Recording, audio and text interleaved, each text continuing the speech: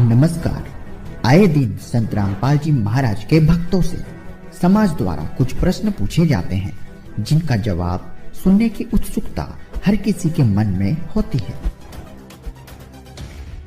आज के इस वीडियो में हम समाज के मन में उमड़ते प्रश्नों का उत्तर देने का पूरा प्रयास करेंगे। तो आइए जानते हैं कि संत रामपाल जी महाराज के अनुयायियों से अक्सर पूछे जाने वाले वह 5 प्रश्न कौन से हैं। सबसे पहला प्रश्न, अगर तेरा गुरु संत रामपाल जी भगवान है तो फिर जेल में क्यों बंद है? झुक जाता है तो जेल भोग रहे इंसान को दोषी समझा जाना लाजमी है, लेकिन इतिहास गवाह है कि जेल जाना कभी कभी मानव कल्याण का उद्देश्य भी बन जाता है। अगर जेल में जाने वाला हर व्यक्ति गुनहगार है तो फिर जेल में तो हमारे राष्ट्रपिता महात्मा गांधी जी भी गए थे। गांधी जी के जेल जाने से उनके चरित्र पर उंगली नहीं उठाई गई थी, बल्कि उस घटना को अन्याय के खिलाफ और मानवता की भलाई के लिए जनता द्वारा एक कड़ा संघर्ष समझा गया था। श्री कृष्ण जी का तो जन्म ही जेल में हुआ था, लेकिन उन्हें तारनहार कहकर पुकारा गया। जन कल्याण के निमित्त किए गए संघर्ष वाले स्थान को भी आस्था का केंद्र मान लिया जाता है, और यही वजह है संत रामपाल जी महाराज के सर्व अनुयायी जेल को जेल नहीं बल्कि जेल धाम कहते हैं, क्योंकि संत रामपाल जी के जीवन का मूल उद्देश्य वेद शास्त्रों से प्रमाणित सद्भक्ति देकर भक्त समाज को निहाल करना है और नकली धर्म गुरुओं के छलावे से अवगत कराकर अंधभक्ति से मुक्त कराना है। और इस प्रयास से नकली गुरुओं के अस्तित्व पर खतरा मंडराने लगा था। जब इन नकली संतों के नकली ज्ञान की दुकानें बंद होने लगी तो संत रामपाल जी महाराज के खिलाफ साजिशें होने लगी और उन्हें जेल में डाल दिया गया। और एक छोटा सा आश्रम था, इन दुष्टों को सुहाया नहीं, क्योंकि इनके अज्ञान की खाल उतार दी दास ने। इनसे भी आचार्यों की, शंकराचार्यों की, जितने भी मंडलेश्वर थे, ये डुप्लीकेट आदमी है, इनके पास तत्व ज्ञान नहीं है। लेकिन ये दुष्ट लोग हैं जो आचार्य, तो उन्होंने ये सोचा कि इस सच्चाई का पता लगने के पास चले जाएंगे, इनका कल्याण हो जाएगा और तुम्हारी दुकान बंद हो जाएगी। ये उद्देश्य लेकर उन्हें जुल्म ढा दिया। तो ये लोग कभी तैसी नहीं हो सकते, आज तक नहीं हुए। ये लोग स्वार्थी। और दास ने परमार्थ में शीश दे रखा है। जेल चाहे जान जाओ, जेल की तो बात क्या है, पर इसको ऊपर लाकर छोड़ूंगा। मालिक का साथ दास के है, सच्चाई को ऊपर लाऊंगा, पूरा विश्व का कल्याण होगा। समाज द्वारा पूछे जाने वाला दूसरा प्रश्न है, संत रामपाल जी महाराज हिंदू धर्म के खिलाफ क्यों है? संत रामपाल जी महाराज किसी भी धर्म के खिलाफ नहीं है, क्योंकि उनका कहना है जीव हमारी जाति है, मानव धर्म हमारा, हिंदू मुस्लिम सिख ईसाई धर्म नहीं कोई न्यारा। इस वाणी से यह सिद्ध होता है कि संत रामपाल जी महाराज के अनुसार धर्म सिर्फ एक है, वो है मानव धर्म। जीव हमारी जाति है, मानव धर्म हमारा, हिंदू मुस्लिम सिख ईसाई कोई धर्म नहीं है न्यारा। तीसरा प्रश्न है, संत रामपाल जी महाराज खुद को भगवान क्यों कहते हैं? वह खुद की पूजा करने को क्यों कहते हैं? आखिर क्यों तुम लोग एक इंसान को भगवान बना रहे हो? गुरु हमेशा भगवान के तुल्य होते हैं। कबीर परमात्मा जी अपनी वाणी में कहते हैं, गुरु बड़े गोविंद से मन में देख विचार, हरि सुमरे सो वार है, गुरु सुमरे होए पार। गुरु गोविंद दोनों खड़े, काके लागू पाए, बलिहारी गुरु आपने, गोविंद दियो बताए।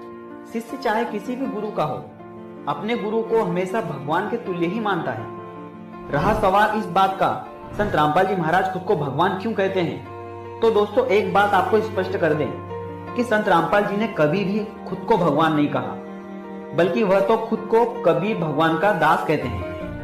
अपना तो एक सीधी सी बात है, ये दास परमात्मा ने भेज दिया, तो दास वो परमात्मा नहीं है जिसकी आपको चाह है। लेकिन इस दास को एज ए गॉड ना मानोगे, भगवान की तरह नहीं मानोगे, तो वो भगवान नहीं मिल सकता।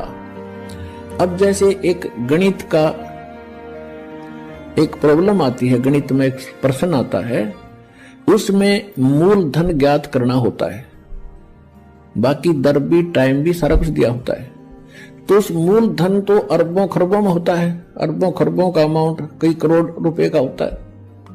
तो उस कई करोड़ अरब खरब के मूलधन को जानने के लिए आपको मानना पड़ता है, सपोज मूलधन इज 100 रुपीज। जो मूलधन है वो 100 रुपये, मान लो मूलधन 100 रुपये मानकर हम सवाल निकाला करते, प्रॉब्लम हल करते थे। तो वो प्रश्न का हल ऐसे ही होगा, ना हो ही नहीं सकता। लेकिन वो 100 रुपये मूलधन नहीं है, लेकिन वो मानना पड़ेगा, तब उससे वो दर निकलेगी और उसके बाद फिर कैलकुलेशन करके हम निकालते हैं। वो ओरिजिनल मूलधन तब प्राप्त होता है, तब हम सफल होते हैं।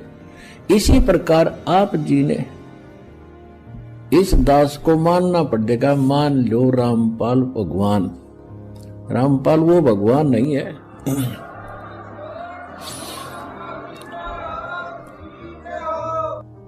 समाज में पूछे जाने वाला चौथा प्रश्न है, तेरे गुरुजी कोई चमत्कार करके जेल से बाहर क्यों नहीं आ जाते?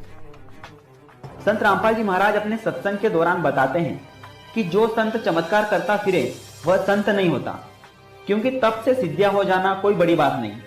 चमत्कार भी सिद्धियों से होते हैं, जिससे जनता को सिर्फ आकर्षित किया जा सकता है और भीड़ इकट्ठी की जा सकती है, जो कि मोक्ष मार्ग में बाधक है। दूसरी ओर संत रामपाल जी महाराज यह भी बताते हैं कि वो संत ही क्या जो चमत्कार ना कर सके।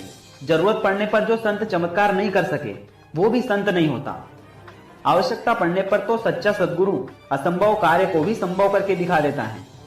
संत रामपाल जी महाराज का जेल जाना दुनिया के लिए एक घटना हो सकती है, लेकिन यह भी सच है कि संत रामपाल जी महाराज खुद अपनी मर्जी से जेल गए हैं और अपनी मर्जी से ही बाहर भी आएंगे, क्योंकि यह सब कबीर परमात्मा की लीला है, जिसमें समस्त जनसमूह का हित छुपा है। जिस दिन संत रामपाल जी महाराज ने अपनी लीला समेट ली, उस दिन संत जी अपनी मर्जी से पलक झपकते ही जेल से बाहर होंगे। संत जो होते हैं चमत्कार नहीं दिखाते, और भाई वो संत भी नहीं जिससे कोई चमत्कार नहीं हुआ है। यानी संत नहीं है जो न्यू कह चल तेरा न्यू कर दूंगा, तेरा छोरे हो जाएंगे, तू सेठ बन जाएगा, ये इस तरह की बकवाद वो जंतर मंत्र करने की नहीं देता। और वो संत भी नहीं जिससे दुख दूर ना हो, जिससे चमत्कार ना हो, यानी ऐसे अचंभित करने वाले सुख प्राणी को ना हो, तो वो संत भी नहीं है। परमात्मा कहते हैं धर्मदास जी, यहाँ काल ने घना ज्ञान फैला दिया, और जब मैं ऐसे सुख ना जो चमत्कार ना करके दिखाऊं, दिखाते नहीं, उनकी वचनों से उनके वैसे हो जाते हैं बगैर किए ही। तो जब तक ये पुण्यात्मा मेरी शक्ति से प्रभावित नहीं होंगे, तब तक ये काल के जालते उल्टे नहीं हट सकते। पांचवा प्रश्न है, संत रामपाल जी महाराज देवी देवताओं की पूजा क्यों छुड़वाते हैं? संत रामपाल जी महाराज देवी देवताओं की पूजा नहीं छुड़वाते, बल्कि भक्ति की सही विधि देकर एक पूर्ण परमात्मा कबीर जी की भक्ति करने को कहते हैं। संत रामपाल जी महाराज ने कभी किसी देवता का अनादर नहीं किया, बल्कि इनका सम्मान करने के लिए कहा है। जैसे एक पतिव्रता स्त्री पूजा तो अपने पति की करती है, लेकिन परिवार के अन्य सदस्यों का सम्मान भी करती है। चूंकि सभी देवी देवता प्रारब्ध के फल में कोई फेर बदल नहीं कर सकते, ये खुद विधि के विधान से बंधे हुए हैं। लेकिन पूर्ण परमात्मा कबीर जी समर्थ भगवान हैं, जो प्रारब्ध को क्षमा करने की क्षमता रखते हैं। और यही कारण है लोगों की भौतिक, आत्मिक, शारीरिक समस्याएं खत्म हो रही हैं, जिस वजह से रोजाना हजारों लोग संत रामपाल जी महाराज जी से नाम दीक्षा लेकर भक्ति कर रहे हैं। संत रामपाल जी महाराज ब्रह्मा, विष्णु, महेश तथा अन्य देवी देवताओं के मंत्र भी प्रदान करते हैं, जो कि इन तीनों लोकों में मिलने वाली सुविधाओं का लाभ प्रदान करते हैं। लेकिन यह लाभ यहीं तक सीमित है। पूर्ण मोक्ष के लिए, अर्थात जन्म मरण के भारी रोग से छुटकारा पाने के लिए तो पूर्ण परमात्मा कबीर जी की भक्ति करने का संकेत किया है। ब्रह्मा, विष्णु, महेश को हम छुड़वा सकते हैं? हम कोई बालक हैं? परमात्मा कबीर जी आदरणीय गरीबदास साहिब जी को सतलोक लेकर गए थे।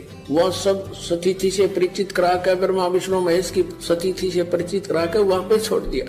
अब ब्रह्मा, विष्णु, महेश हमारे कोई दुश्मन नहीं है। कई कहते हैं कि आपके गुरु जी तो ब्रह्मा, विष्णु, महेश को छुड़वाते हैं। ब्रह्मा, विष्णु, महेश को हम छुड़वा सकते हैं? हम कोई बालक हैं? अगर आपको इन सभी प्रश्नों का उत्तर विस्तृत में चाहिए तो आपको ज्ञान गंगा पुस्तक पढ़ना होगी, जिसे पढ़ने के बाद आपके सारे संशय स्वतः ही समाप्त हो जाएंगे। अधिक जानकारी के लिए साधना टीवी पर रोज शाम 7:30 बजे संत रामपाल जी महाराज के मंगल प्रवचन जरूर सुनें। अगर वीडियो अच्छा लगा तो वीडियो को लाइक करें और एक कमेंट करके अपना सुझाव जरूर दें। हम फिर मिलेंगे।